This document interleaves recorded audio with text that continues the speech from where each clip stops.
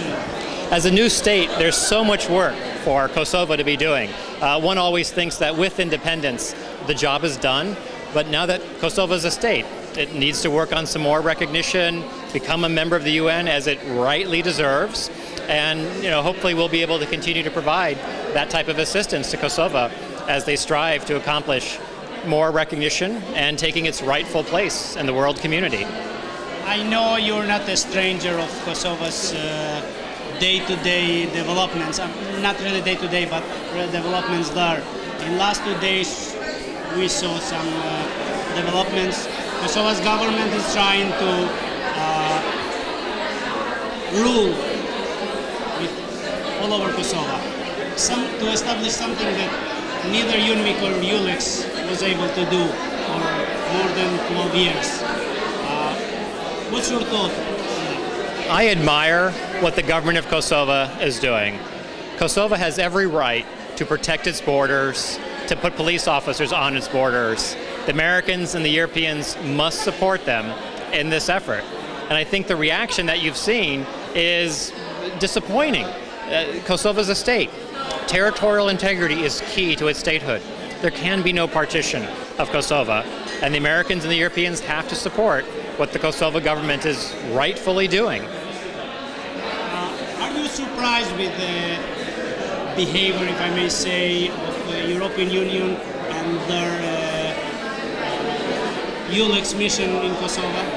I'm disappointed that the European Union has not learned the lessons of the past. They seem to be stuck in a time warp where they continue to believe that you can negotiate, negotiate, negotiate. There's a clear history of the effectiveness of sticks as well as carrots in the region, and the European Union has to realize that it cannot only induce Serbia to comply with its international obligations, that it also has to seriously threaten negative consequences in terms of its relationship with the European Union. And I've been disappointed that the Europeans have not been aggressive in condemning these acts and making sure that they'd never happen again. Today we witnessed destruction, burning of 100 points that was taken from Kosovo's police. Nevertheless, representative of the President of Serbia, chief of the negotiations team, Serbia was there. Kosovo is an independent country. It has every right to establish these border posts.